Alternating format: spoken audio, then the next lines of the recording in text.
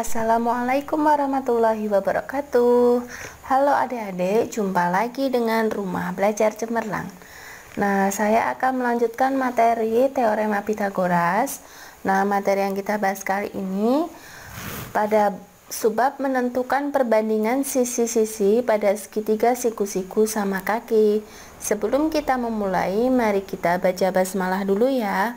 Bismillahirrahmanirrahim. Nah, sebelum melanjutkan menonton video ini, jangan lupa subscribe, like, komen, dan tekan tombol loncengnya. Simak videonya sampai habis ya. Terima kasih. Nah, teorema Pitagoras itu dapat digunakan untuk melakukan penyelidikan terhadap sifat menarik dari segitiga siku-siku sama kaki dan segitiga siku-siku yang besar sudutnya 30 derajat, 60 derajat, dan 90 derajat. Nah, dalam kegiatan ini kita akan menemukan hubungan antar panjang sisi pada segitiga siku-siku sama kaki dan segitiga siku-siku 30 derajat, 60 derajat, dan 90 derajat.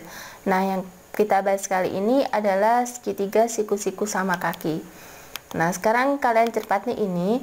Salah satu dari segitiga khusus adalah segitiga siku-siku sama kaki dengan besar ketiga sudutnya adalah 45 derajat, 45 derajat, dan 90 derajat. Nah, setiap segitiga siku-siku sama kaki adalah setengah dari persegi. Kalian perhatikan gambar ini. Nah, ini namanya adalah segitiga siku-siku sama kaki. Nah, jadi panjangnya ini sama. Nah, kemudian mempunyai sudut siku-siku ini, penyikunya ini 90 derajat.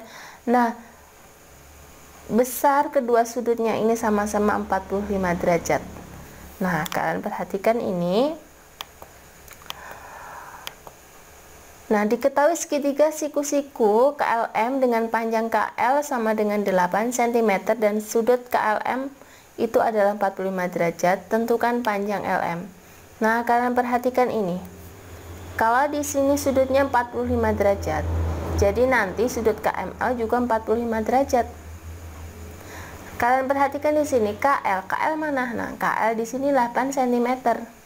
Maka nanti KM juga 8 cm.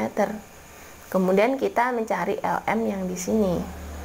Caranya bagaimana? Kita menggunakan teorema Pitagoras. Tadi KL, panjang KL sama dengan panjang KM 8 cm. Sehingga panjang LM itu adalah LM kuadrat sama dengan KM kuadrat ditambah dengan KL kuadrat. Nah, seperti ini. KL-nya 8, KM-nya 8, jadi 8 kuadrat tambah 8 kuadrat. Berapa sih? Oh, 64.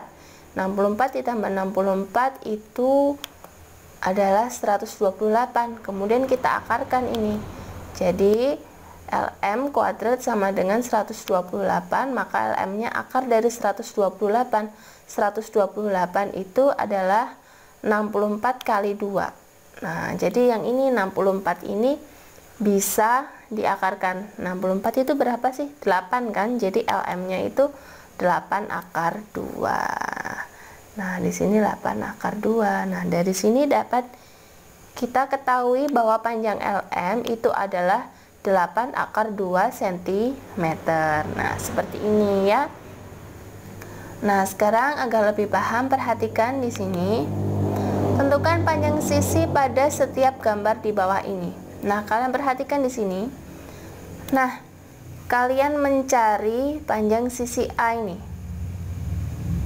Nah, yang diketahui adalah sisi miringnya atau hipotenusanya, yaitu akar 32.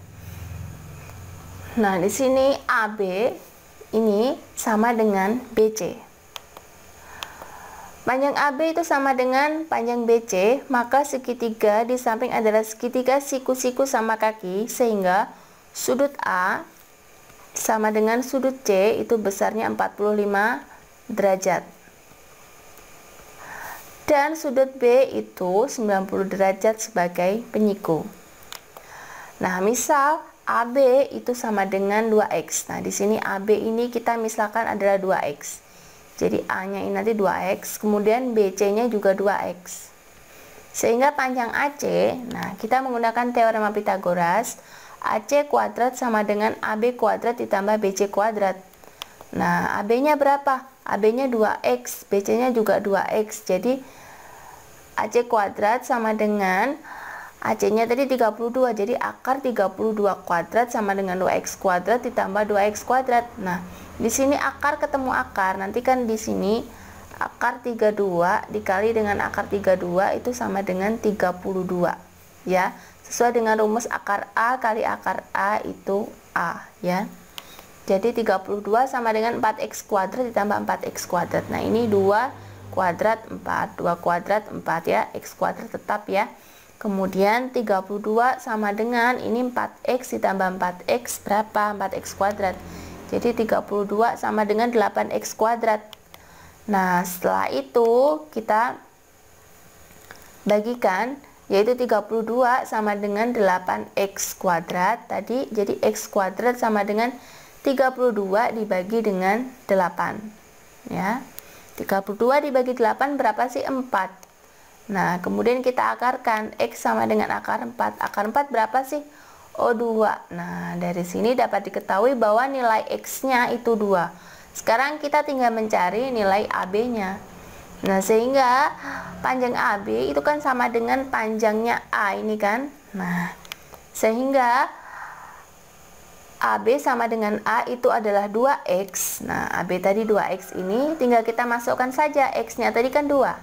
Jadi 2 dikali 2 sama dengan 4 cm. Nah, dari sini dapat diketahui bahwa panjang AB atau A itu adalah 4 cm. Nah, kita lanjut yang berikutnya. Nah, roda Theodorus dimulai dengan segitiga siku-siku dengan panjang kedua sisinya adalah satu satuan panjang dan bergerak berlawanan arah jarum jam seperti berikut. Nah, kalian perhatikan ini. Pertanyaannya, tentukan panjang hipotenusa pada segitiga siku-siku terakhir dari roda Theodorus di samping. Nah, kalian lihat di sini. Nah, di sini satu satuan. Katakanlah 1 cm semuanya ya. Sisi alasnya 1 meter dan ini juga 1. Ya. Karena ini segitiga sama kaki, jadi sama satunya, satu satuan. Kemudian mempunyai sisi miring akar 2. Nah, yang kita cari itu adalah ini. Panjang hipotenusa segitiga siku-siku terakhir. Kalau dikerjakan akan seperti ini. Nah, tadi sisi miringnya sini akar 2. Nah, nanti seterusnya akan seperti ini. Di sini akar 3. Nah, di sini akar 4, di sini akar 5, akar 6, akar 7, di sini akar 8, akar 9, akar 10, akar 11 dan akar 12. Buktinya bagaimana sih? Nah, kalian perhatikan di sini. Nah, jika dihitung menggunakan teorema Pythagoras, maka yang pertama tadi C kuadrat sama dengan A kuadrat plus B kuadrat. Nah, tadi 1 kuadrat ditambah 1 kuadrat. Tadi pada segitiga siku-siku tadi ya, yang pertama, segitiga yang pertama tadi mempunyai panjang 1 satuan ya. Jadi kalau dikuadratkan 1 kuadrat tambah 1 kuadrat. Nah, sama dengan akar 1 ditambah 1. Jadi akar 2. Nah, jadi nanti ini tadi kan akar 2 ya kan. Kita sudah mengetahui yang pertama, hipotenusa pada gambar yang pertama. Nah, pada gambar yang kedua, jadi nanti kan bentuknya akan seperti ini kan bentuknya. Seperti ini kan. Seperti ini terus sampai habis ya kan. Nah, di sini 1, di sini 1. Nah, yang ini yang sebagai hipotenusa pada gambar pertama ini nanti akan menjadi sisi tegaknya pada gambar yang kedua. Nah, begitu juga nanti hipotenusanya pada gambar yang kedua ini nanti juga jadi sisi tegaknya hipotenusa atau segitiga yang ketiga. Begitu seterusnya. Jadi nanti A-nya, A untuk di sini, ini B, ini C, nanti juga akan menjadi A-nya yang kedua. Seperti ini. Nah, nanti hasilnya, hasil akhir untuk yang segitiga pertama nanti akan menjadi sisi tegaknya seperti ini ya. Nah, akar 2 kuadrat ditambah 1 kuadrat, maka akan hasilnya akar 3. Begitu juga seterusnya, yang ketiga nanti juga seperti itu. Nah, ini tinggal kita masukkan ke nilai yang di sini. Yang B-nya tetap 1 kuadrat ya, tetap 1 kuadrat, sisi alasnya semuanya 1. Nah, nanti hasilnya juga seperti ini, terus akar 4 atau sama dengan 2. Yang keempat juga begitu, akar 4 kuadrat. Nah, atau akar 4 kuadrat atau 2 kuadrat sama ditambah 1 kuadrat, nanti hasilnya juga akar 5. Nah, 4 tambah 1, 5. Seterusnya juga akan seperti itu.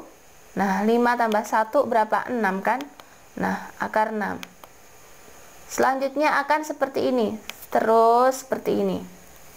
Hasilnya ini nanti, akar 6 nanti juga akan dimasukkan di sini. Jadi akar 6 kuadrat ditambah 1 kuadrat sama dengan 6 tambah 1, jadi akar 7. Nah, yang ketujuh juga seperti ini, akar 8. Yang ke-8 juga akan seperti ini, akar 9. Nah, seperti ini. Yang ke-9 juga akar 10. Yang ke-10 dengan cara yang sama, semuanya dengan cara yang sama, akan menghasilkan angka yang berurutan. Akar angka yang berurutan ini membentuk suatu pola. Kalian lihat, mulai dari akar 2, akar 3, akar 4, akar 5, akar 6, akar 7, akar 8, akar 9, akar 10, akar 11, akar 12, semuanya membentuk pola barisan ya. Nah, seperti ini kan, akan membentuk pola barisan akar ya. Nah, sehingga panjang hipotenusa segitiga siku-siku terakhir dari roda Theodorus adalah akar 12. Nah, dari gambar roda Theodorus di samping membentuk pola barisan bilangan angka akar yang urut seperti ini ya. Mulai dari akar 2 sampai akar 12. Nah, seperti itu adik-adik. Demikian pembelajaran kali ini. Semoga bermanfaat ya. Wassalamualaikum warahmatullahi wabarakatuh.